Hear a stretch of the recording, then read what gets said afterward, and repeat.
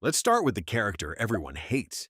You might think Dolores Umbridge escapes again, like she always does. She never fights openly. She never takes risks. She hides behind rules, authority, and the system itself. And somehow, that always worked. But this time, there's nowhere left to hide.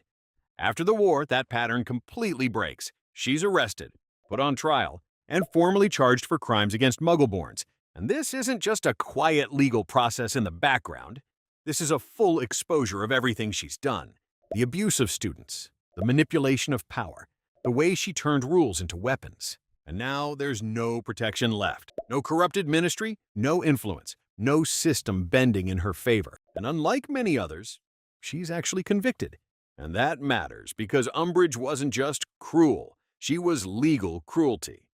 For the first time, the system doesn't just punish open evil, it corrects internal abuse. The ministry needs to prove that it's different now. So Umbridge's trial isn't just about justice, it's about rebuilding trust, which means her downfall isn't just punishment. It's a complete reversal of everything she relied on. Basically, she doesn't fall because she lost power. She falls because the rules finally apply to her. But that kind of justice doesn't apply to everyone. You'd expect the Malfoys to pay for everything. If anyone should face consequences, it's them. They supported Voldemort. They benefited from his rise. They helped maintain his system. So logically, they should lose everything. But that's not what happens. Instead, they quietly slip through the cracks. Lucius Malfoy cooperates and provides information. Narcissa Malfoy is protected because she helped Harry, and Draco Malfoy disappears from the spotlight. No big trial, no real consequences, just survival. And what makes this even more interesting is how calculated it is. The ministry doesn't simply overlook their actions. It makes a decision. They're not forgiven, they're tolerated. And that creates a strange imbalance. Some people are judged for what they did, others for what they can still offer.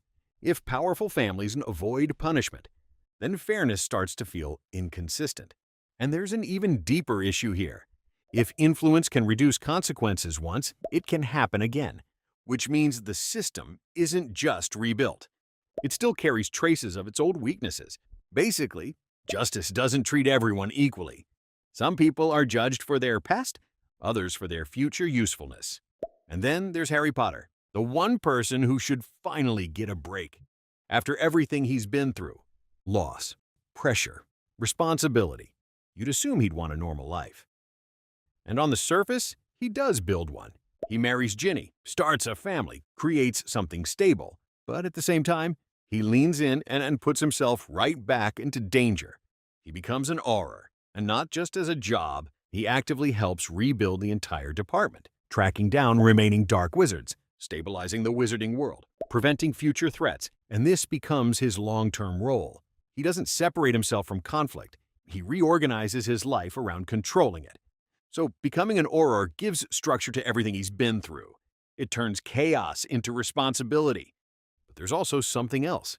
Harry doesn't just protect the world, he makes sure no one has to go through what he did. That becomes his real motivation. He isn't just reacting anymore, he's anticipating threats before they happen.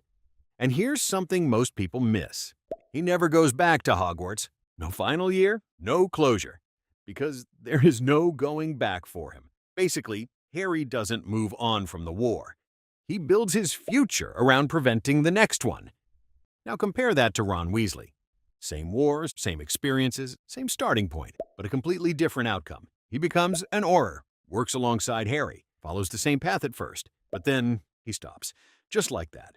Not because he fails, not because he's forced. He simply chooses to leave, and instead, he joins the family business, running a joke shop, which sounds almost ridiculous at first. A war hero, choosing something that simple, but the more you think about it, the more it makes sense. Ron spent years surrounded by chaos, danger, loss, uncertainty, and now, for the first time, he gets to choose something else. He wants peace. He wants something normal, something predictable, something that isn't defined by survival. And this is what makes his choice powerful. He doesn't just walk away from danger. He chooses a life that rejects it. Basically, while Harry stays in the fight, Ron becomes the first one to truly leave it behind. Then there's Hermione Granger, and she takes a third path going in a completely different direction. She doesn't avoid the system, or just participates. She takes control of it. First, she returns to Hogwarts, finishes her education. I mean, of course, we are talking about Hermione after all. Then she joins the Ministry, and instead of just working inside it, she starts changing it, pushing reforms, fixing inequalities, rewriting outdated systems, and over time, those changes build on each other, until eventually, she reaches the highest position, Minister for Magic. And that changes everything, because now she doesn't wait for the system to stabilize. She helps stabilize it. And there's another layer to this. Hermione represents something completely new, a leader shaped by experience, not tradition. She understands what failure looks like, because she lived through it, which means her leadership isn't theoretical, it's practical.